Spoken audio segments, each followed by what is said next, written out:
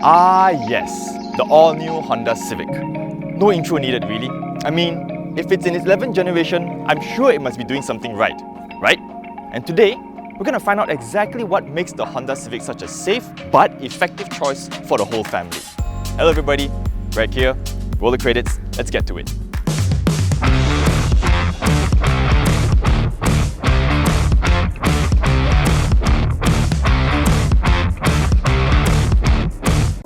And since we're on the subject of pleasing everyone in the family, I think the looks here are a bit more matured, some would say even conservative. Gone are the sharp creases and swoops, replaced by strong, bold lines for a more grown-up look. Now on the RS spec, things are a little bit on the sportier side. We've got smoked headlight internals, matte black 18-inch wheels, black finish for the side mirror, door handles, shark fins antenna, and over to the rear there's a black spoiler. Now if you ask me though, I would prefer my Civic without these go faster bits and bobs, thank you very much.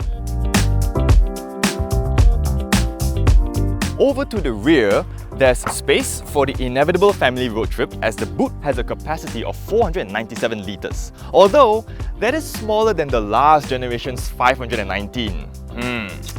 Anyway, if you want to load longer items, there's also 60/40 split folding seats.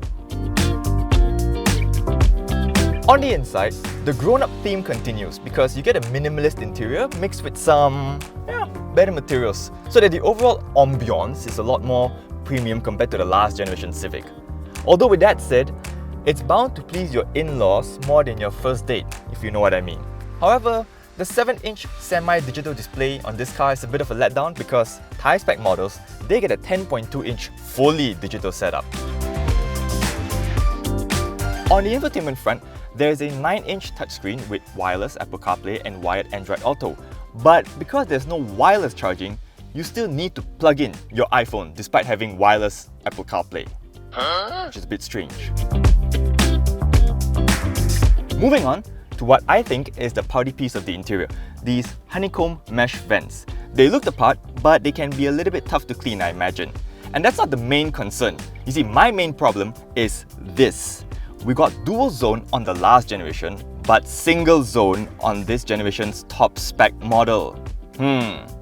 And you might think I'm nitpicking, but my family is very firmly divided into camp I want it cold versus camp I don't want it so cold. So yeah, legit concern right there. Further down, there's a 12-volt socket and 2 USB ports and enough cubby holes here to put your phones and trinkets. And whoa, look at this! Drive mode selector. Eco mode for me please and thank you.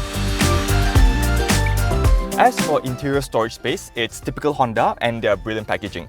There's enough space here for your phone and your wallet, although I'm not sure about fitting a large water bottle by the door bins.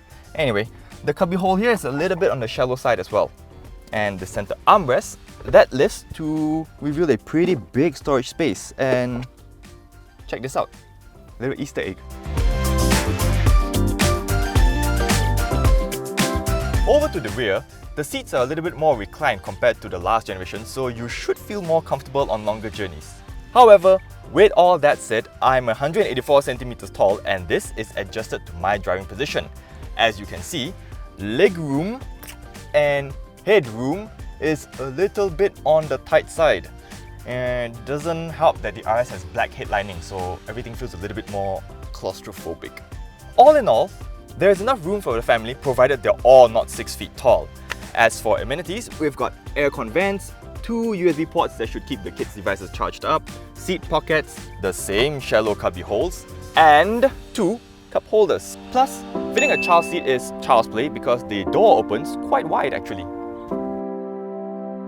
Now, when it comes to family, safety is everything, right? And on that front, the Civic is a true winner. Why? Because we get Honda sensing standard across all variants. So you get AEB, ACC with stop-go, lane keep and centering assist. And then there's this new lead car departure notification system, which warns you when the car in front is beginning to move off. And there's also lane watch on this and the V-Spec. On top of being safe, it's also a very good companion for road trips and the daily grind because the ride is very compliant and it's very well damped, but it's not overly wallowy. Drove it over some pretty pockmarked roads, imperfections all get soaked up nice and easy. I guess what I'm trying to say is that It leans on the comfortable, firm side of things as opposed to the full-on, plush, soft, wallowy side of things. Noise levels, I would say competitive. At 110 km per hour, we got 68 decibels. The Corolla managed 69, while the Mazda 3, that one got 67. Road noise, it's there. It's nothing troubling, but yeah, it's there. So, the Honda Civic. It's practical, safe, refined, and smooth.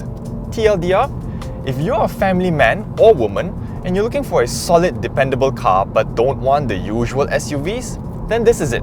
The Honda Civic, the sensible choice for the family man or woman.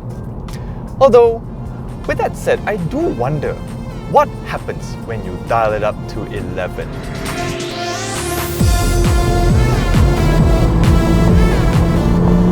Power is up to 182 horsepower and 240 Nm of torque from the 1.5-litre VTEC turbo mill, and the CVT has been recalibrated to offer a sharper throttle response.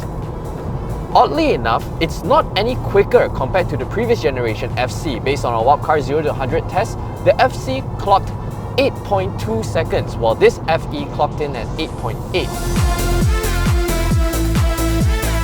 Granted, the FE is now 46 kilograms heavier compared to its predecessor, and the CVT is now less aggressive, more matured. Suspension geometry is also tweaked slightly, all affecting sprint times.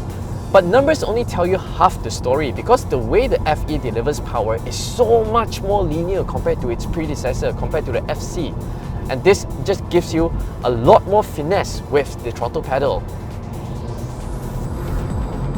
What really surprised me was what Honda has done with the ride and handling tuning of this new generation FE. Compared to my FC, the steering felt overly sharp. Well, young drivers would like it when driven aggressively, but it just feels slightly unnatural. Steering feel in this FE, it's so much more linear, so much more progressive, feels so much more natural. And body control is also a whole lot more composed compared to the FC. When taking bends, you go over undulations. The car doesn't unsettle easily, and when you go over the kind of rough patches, it doesn't feel hollow anymore. Now this has a little bit of a European flavor. Now many of you will comment that the Mazda 3 has a much sharper handling while the Corolla Altis has a much more sophisticated ride. While yes, I do agree with both of those comments, but you see, the Civic FE is a little bit of jack of all trades. It just gives you a little bit of both worlds. It's comfortable enough for the family, yet sharp enough to offer you some thrills on the occasional weekend drive.